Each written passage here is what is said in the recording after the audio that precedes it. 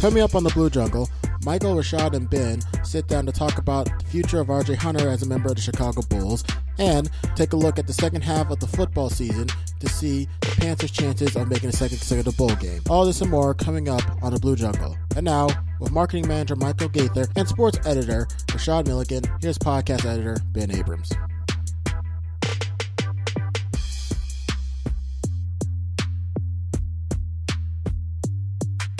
All right, what's up, Georgia State? Another day, another edition of the Blue Jungle. Still working on the new name. All right, so I'm Ben Abrams. That's Michael Gaither. That's Rashad Milligan. Got some topics. We got 20 minutes. We're gonna be just covering the next chapter in RJ Hunter's career, as well as taking another look at the football team at the midway point and just seeing what's going on. So we'll just go and get started. So first things first, RJ Hunter, man. Mike, I know you said you called it. I thought I did. I thought I called it. I mean, you probably did, but you know. Probably was just like office talk, but it wasn't like on camera talk. Yeah, but we did check the camera. But I know I said Chicago Bulls has to have nobody that can shoot, and they don't have anyone that can shoot. Who besides Doug McDermott and yeah, but how Miro the dude, he's like the new international. The new international who has like a really big beard. He plays power forward, but they don't have anyone as a guard that can shoot. Mirotic. So I like RJ would have been perfect for that. And then I think I said for the Orlando Magic against Isaiah Sixers. Yeah, Can he shoot? Well, I mean, I'm not gonna lie. All I know about Isaiah Cannon, my freshman year in college, my friend he did the franchise mode on 2K, and so it had the random draft, and Isaiah Cannon was his point guard, and he was going in with Isaiah Cannon. So this is all I know about Isaiah. I'm going off what I saw on 2K, and like he was going off with the three. So that's my journalistic research. I know they have a couple of other shooters. I know I missed out like Denzel Valentine. Yeah, well, Valentine's alright. He's alright. I don't think he's as good a shooter as RJ, but I think he can shoot. That's all another position. Yeah, and then I think they traded away. Well, they traded away Tony Snell, so they lost a shooter. Yeah. Because they traded away, they got Mark Carter Williams, who can't shoot at all either. So. Yeah. Well, I mean, I gotta be honest though, because originally, like, when I looked at the Bulls, I was like, all right, man, they got enough guards, but I mean, like you pointed out though, man, not many of them can shoot. I mean, like Wade's kind of a scorer, but you know, I think you do need a pure shot. And also, just looking at some of RJ's tape in the preseason, man, looks like his mid-range is getting better, man. He's starting to attack the rim a lot more. Ball handler's doing good, so you know. But if you just look, I would say if you just look at their starting lineup, like there's literally no one who could space the floor. Like unless you put Mirotic at the 4, or you put or if you McDermott at the 4, or if you look at Wade, how Wade has looked the past, I'll say May to now, which is how many months is that? I'm not that's 5 months. 5 months. Right? That's 5 months because May is the 5th month of the year. Yeah, 5-6 months. Wade has been an impressive 3-point shooter. But I don't think you just get it though. But eventually you gotta respect it. Well, I mean, I think you gotta respect it, but I don't know if like Wade's like, you know, just like a pure shooter. It's more like he's a scorer though, you know. I think but RJ isn't the best 3-point shooter. True. I think when I say shooter, I mean I need to specify like catch and shoot. They draw a double team, kick it out to RJ. He can shoot. I think he's one of the only people on that team who can do that. Like I think Dwayne Wade, if he's in rhythm, if he's bringing the ball up, he can shoot. Or if he creates a move. But I think, like, let's say, for example, if Rajon Rondo drive and he kicks the ball out to Dwayne Wade just can't be like, rise up and shoot. And, you're going to leave him open the entire game. I don't know. We don't know that yet. Oh, that's what they did in the playoffs. Game one, yesterday. Yeah. Last night, as of while we're recording this, he looked like he was hitting them. Yeah, like 4 or 5. But I remember last year, what was his stat? Like, he made like 4 3-pointers all of last year.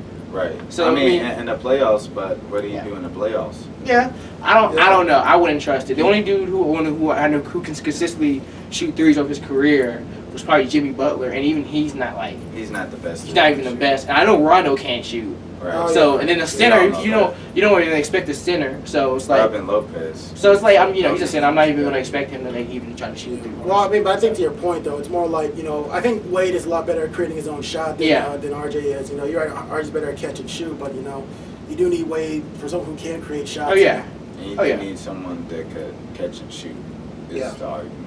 Yeah. Well, and I think that's the thing though. It's like RJ does seem like hopefully once his three gets better, he can be that person who can, be able to just catch and make that shot, like he did in the tourney a couple years back. But still, I don't know. I don't know what they see in him that's so bad.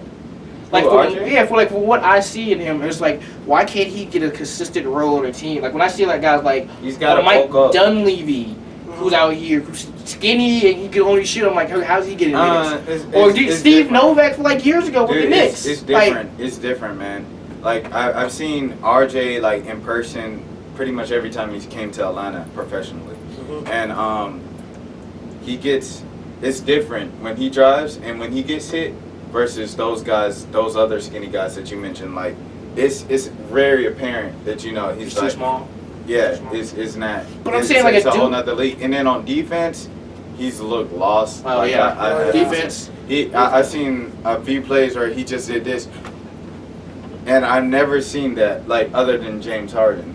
But I'm thinking like I'm just saying like from the dudes who can't shoot, I feel like if you can shoot like he can, I feel like there's at least a 6-minute, 8-minute spot for you on someone's team. Like when you see guys like Steve Kerr who could really only shoot, or Steve Novak who could really only shoot. Right. The Barry one, I forget which Barry brother played in San Antonio. He won Brent, who could only shoot. See, but I think the difference between those guys and between RJ was that they all had the long range ball in their arsenal. I mean, RJ does too, but it seems like with them, they were a lot more consistent. That's the thing. Yeah, I don't know. That's the thing. The fact that like when Kerr was on the Bulls or with the Spurs, you knew you could kick it out to him for a three when you needed it. Same with Brent Barry. But like RJ, I think he's still trying to. I don't know. I want to say I don't know if JJ Redick's a good comparison as someone who's like trying to get acclimated, because it seems like JJ Redick had that same problem. Yeah, it took a few years. Yeah, where he had to get used to having to having the 3-point line be out there at 24 feet instead of 21 or whatever it is right now. But still, it's just so that's why I feel like give him a few years. I think that he can develop. RJ shot 30% from the three last year.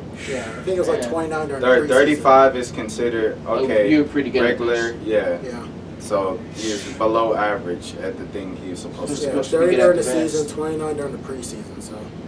Wow, man. Well, he's got to get better. He's not going to have a spot. But then again, to be fair, though, you didn't even bring up last week that, if RJ was able to play average defense, then, Yeah, right. Yeah, he still would have been on the Celtics. I don't think he's ever going to be great at defense. The thing is, he can score. That's the thing. It's like we saw Tim Hardaway Jr. He was in a similar position with the Hawks this preseason. And I know I bring up the Hawks a lot into these conversations. It's just what I see. But, like, Tim Hardaway was another guy who was kind of inconsistent with his shot in the preseason, and since he doesn't bring much more else to the table other than scoring, it was kind of like, okay, well, when it came down to cuts and you cut a guy like Jared Jack or a guy like Will Bynum to keep Tim Hardaway Jr., then it's like, okay, why haven't we cut Tim Hardaway Jr. yet? And he comes out opening night and scores 21 points. And that's something that RJ can do. RJ can come in at any night and give you 17 or 20 points. But I'm saying, even to make that point, like, there's so many teams whose bench doesn't have like a legitimate like guy who can score. Like I'm thinking of the Knicks. Right. Then they bring out Brandon Jennings can probably score, but he's a point guard. And then you got, you're talking about what, Quincy Acey? Not Quincy Acey. I don't even know the dudes on their bench. I think they have someone like Hero Gomez on the floor. Sasha Vujic. Like, come on. Like, somebody needs Sasha Vujic. Is not 2002 Sasha Vujic. How is he still in the league? How does Sasha Vujic have a legitimate spot on the Knicks and RJ is like fighting for a spot? Like, can we talk about this for a second? Or you on the 76ers? Did you know Sergio Rodriguez is back in the league? I saw what? Sergio Rodriguez started I don't know if he started, but he got legitimate minutes for the Philadelphia 76ers in their first game. I saw someone play last night at the from Washington. I think it was Jason Smith. Oh my God! I was like, Jason Smith from Kansas. How he's still in the league? I was like, yo, what? Yo, we need a segment on this show of he's still in the league, and just be like, yo, he's still in the league. He's still in the league with 3 question marks. With three question marks. Like, how is he still here? There's so many of them. But RJ, don't be one of those people who you're like, yo, you still in the league? Like, please don't be one of those people. No, but that's the thing, though. I do feel like, and it's only year 2 for RJ. So, like, but also my feeling is, like, if he can bulk up, though, I mean, that's one thing. I feel like if he can bulk up, up, be able to like take some of those hits and be able to attack the rim more. I think that's the thing. It's just like because it seems like what ends up happening is that because he was profiled as a long range shooter, it's like, well, this is his one specialty and he can't do it. And then it's like, okay, even though he can't, like I said, he can shoot better, he can ball handle, it's been acknowledged he has good IQ. It's just I think sometimes that perception becomes reality where it's like, well, he's not that strong, he can't play defense, and he can't shoot well. So hopefully he can get some minutes on Chicago and actually start showing. He's not the program's leading scorer for just threes. Yeah. I mean, you know that. Hopefully, man, this is a wake-up call. He gets cut and he learns from, okay, I need to do something different. Because it's hard to get cut if you're a first-round pick after the first year. He was the first one in the league. I shared this statistic with Mike earlier this week. But he's the first round pick in the league to get cut before his second year since Fab Melo in 2002. 2012. We knew that was a bust like immediately. We knew that was I maybe wanted the Hawks to get Fab Melo coming out the draft just because he was like 7'3". He came from Syracuse, Bayheim, nice program. Obviously, it didn't work out. I still wonder, man, how do you think RJ would have done if the Hawks would have taken him, man? Do you think? Well, I mean, you're pretty much substituting Hardaway with Hunter, figuratively and literally, because the Hawks traded down. They traded Oubre to the Wizards to trade down, and they traded Jerry Grant to trade for Tim Hardaway, and Jerry Grant hasn't worked out either because he just got traded to Chicago with RJ, so it's a full circle in the league. But if I see it, I don't know because Coach Bud doesn't play rookies, and then on top of that, he didn't play Tim Hardaway. True. Coach Bud does not play people who don't want to play defense. Okay, so last one. So how do you think RJ does this year? He's not going to play that much because he's behind Dwayne Wade, Rajon Rondo, Jimmy Butler, Doug McDermott, Denzel Valentine. I think he's legitimately like the ninth person on the bench, 10th person on the bench. Okay, so if that could get you some minutes, but that's even being nice if he's the ninth person. Because if you're the ninth person off the bench, then you're gonna get like 10 minutes, right? Okay. So last question. I know it's early, but is he on the NBA roster opening night next year? Yes. You said NBA. You said the NBA. Do I think RJ is going to be done after 2 years? No. I think there's a chance he might be in the D League. Because I'm just saying, I mean, with what you're telling me, it sounds like it could be D League. Well, he should. I think this time RJ had a chance to choose the team he wanted to go to. So the fact that he chose another great team that he's not going to play on, but that's his fault. That's Very not true. Yeah, you know what I'm saying? He wants to play for a bad team, though. Sure. Someone who's trying to get minutes? Someone who wants minutes and someone who wants to stay in the league because he has minutes. Okay. I mean, I'm just saying, if I'm a free agent and I need to prove how good I am, the 76ers would have been mine. They playing Sergio Rodriguez out there. He gotta. Okay, true. Because that was one of the things. Like I was thinking, like, okay, maybe I don't know, Nuggets, Detroit, someone like that, where it's like, okay, they're all terrible, but they got minutes. But all right, well, anyway, just moving on because we've got a few minutes left. So we're gonna talk about the Panthers real quick. Finally got their second win of the season. We all knew it should have happened. So got homecoming win over UT Martin. So next one is South Alabama. Now right now they're 2-5. So both games still before the South Alabama. Yeah, we're recording this before the South Alabama. Game. I mean South Alabama they beat Miss State earlier this year, not Ole Miss, Miss State. Right. Yeah. So they're 3-4. So I mean, I don't know, they still got a shot. But what do y'all think? You think the bowl game could still happen? I mean, I think it's a wrap. That bowl game. Because it's gonna be 4-1. I mean, I guess let me ask. I think the bowl game for Georgia State is Georgia Southern. The Georgia Southern game, I think that's the week before Thanksgiving, I believe. Right. That they play Georgia Southern. I think that's their bowl game. I don't think they're gonna win.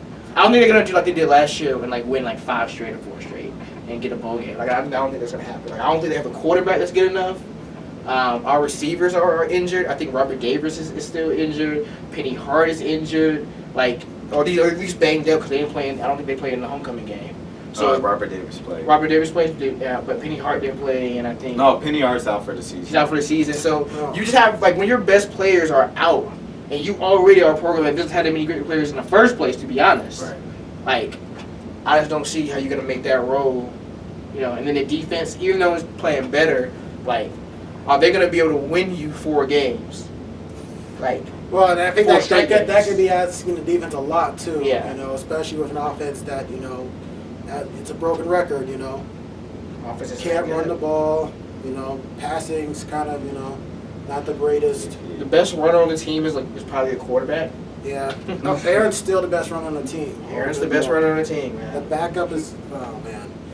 I mean, at Not first I was good. saying maybe they had a shot, but to ask them to go 4-1 and considering the fact that South Alabama's not going to be easy one, that's on the road. Then they got to play Arkansas State, which UL Monroe, not sure. Honestly, it seems like Georgia Southern might have a chance now. Like at the beginning of the season, I was saying I don't think it's going to happen, but now, man, I mean, they're kind of on a downturn. I will say this: if they could get to 5 games by the time, so basically they win 3 straight, and they beat South Alabama, beat Arkansas State, and beat UL Monroe, and the Georgia Southern game is the clinching, deciding game, or whether or not they're going to go to a bowl game. They can go to a bowl game. Yeah. Because that's going to be like added motivation. Like, we already want to beat Georgia Southern because we beat them 34-7 last year, I believe. And this year, they're going to want revenge in our home, in our stadium. And it's like, you get to beat Georgia Southern again 2 years in a row, and you get to go to a bowl game Again, like that's against going to Georgia Southern. against Georgia Southern. That's like the added thing. But if they lose a game before then, I don't think they're going to be able. But I mean, do you think they make that can beat roll. Arkansas State? Because I mean, I feel like best case scenario, they go 2-1 going into Georgia Southern, and then they're having to win that one and then beat Idaho to get in. To be honest with you, I mean, so I don't know. I feel like if they go 2-1, the reason I say they have to win 3 straight, because if they go 2-1, they're going to put all their energy into beating Georgia Southern, and then that Idaho game is going to be a shot. 'Cause I think they're going to leave it all on the proverbial field for Georgia Southern, and they're not going to even have enough strength. Even though you get like 2 or 3 weeks to prepare for Idaho, I don't think they're going to be able to do it. Right. So and, I mean, I don't know. let's see how. Okay, Idaho's 4-4, so Like I said, I think the Georgia Southern game that's the bowl. That's the bowl game right yeah, there. you might be right, man. Because I mean, 4-1 is going to be a lot to ask for. And even if you ask me as a Georgia State fan, I feel like most Georgia State fans would say if they lost to Georgia Southern but went to a bowl game, or beat Georgia Southern and didn't go to a bowl game, you'd probably rather beat Georgia Southern and not go to a bowl Right. game. That's how I feel. So, I feel like that's that's a 2 bigger in a game row anyway. there. I mean, you got That's two bigger in a game. row, so I mean- Bigger game to me. Okay, so I guess next question. So now you're talking about Trent Miles, man. If they don't make a bowl game or they don't get 6 wins, do you think it's it for him? I mean, I thought it was it for him last year, to be honest. So I think this is. I mean, until he went that 4-game winning streak, I was like, get him out of here, get him out. And That's and he what won we said 4 straight, last and we year, couldn't I say mean. that. So, Because I mean, I think he needs to. We need to change, man. We need to change. well, okay. Well, I guess let's see. What's his record at Georgia? Because I mean, not counting. Can't be on- good. You don't want to look that up. Yeah, like I'll tell you right. it's I not good. I believe it's 9-36. You All right. So how I feel about Trent Miles? If you asked me this in January 2016, I would have been like, he should have been gone. He's gonna leave. Oh, good lord. I don't think, regardless of the finish this year, that he'll be fired. Oh, Really? those are 2 different things. Like if you ask me, do I think he'll be fired? It's probably no. Should he be gone? Yes. Yeah, I said, do you? That's okay. Let me yeah, do you think he'll be gone? Oh no, I know he's not leaving. He's not leaving. Georgia State's not gonna do that. He's not leaving. He's not leaving at all. Okay. Georgia State is gonna do it. Wow, you're right. I 9-35. should not have looked. Oh my I'm god. 35, man. I should not have looked up that. Right. And I think the main reason I don't think he should be here is because I don't think he utilizes the resources that he has, efficiently. I don't think he uses the fact that we're in the city of Atlanta, we're in downtown Atlanta, Well, yeah, enough to recruit these people, because Atlanta's one of the hotbeds for football recruiting. Like, if you think about some of the great players that have come out of here, the Atlanta area, in the last 5 or 6 years, what are you talking about? Cam Newton, Robert Kimdichie, Eric Berry, Joe Hayden. The quarterback for Clemson right now. Deshaun Watson. Sean Watson, it's a The lot. quarterback from Tennessee, Ooh, yeah, Josh Dobbs. Josh Dobbs. So it's a lot. Yeah. So Well, and also not to mention the fact that Georgia Tech, their program's down right now. So you they have an opportunity where it's like they could actually build their program with Georgia Tech. It's down, and I'm telling you right now, it's going to be down for a few years because another bad contract, but whatever. Yeah. Like how basketball is taking advantage of Tech's failures. Yeah. At Georgia State. Yeah, basketball does a great job of using his resources. Right. But football. An amazing job. Yes. Shout out to Coach Hunter. Shout out to Coach Hunter. Last thing I want to say before we sign off, shouts out to the volleyball team. They've improved their record from last year. They had 7 wins last year. I believe they're at least at 8 because I was at a match last week where they won, and they matched a couple weeks ago. All right, yeah. So shout out to volleyball. They're ending their regular season, senior day. By the time this video comes out, their regular season at home will be over. So we'll see if they make it into the Sun Belt Champion Conference tournament. And then soccer, the men's soccer team made it, but the women did not make it. So congratulations to them. All right, well, that's a buzzer, so. Michael, you got anything? No, don't even have anything for you guys, man. Go vote. Go vote. Yes, go vote. Oh, yeah, that's right. But it's not going to be this coming Tuesday, but next Tuesday. I'm trying to record. All right, but anyway, yes, still go vote. I'm not sure if early voting is done yet, but if it's not, yeah, go vote. No matter who you vote for, just go vote. All right. Well, anyway, all right, let's just Don't vote for it. Just kidding. No, don't tell them who to vote for, man. I'm voting for Trent Miles. I'm voting for Trent Miles. All right, have a great week, everybody. All right, man. All right, for Rashad, Michael, I'm Ben. Yeah, have a great week, man. We'll see y'all next week. You've been listening to The Blue Jungle, hosted by Michael Gaither, Rashad Milligan, and Ben Abrams. Also edited by Ben Abrams. Music was used with courtesy from Kevin McLeod at Incompetech.com. The Blue Jungle is a presentation of The Signal, the independent student newspaper for Georgia State University. For more stories as well as content, you can visit our Twitter, Facebook, and YouTube page, as well as our website, georgiastatesignal.com.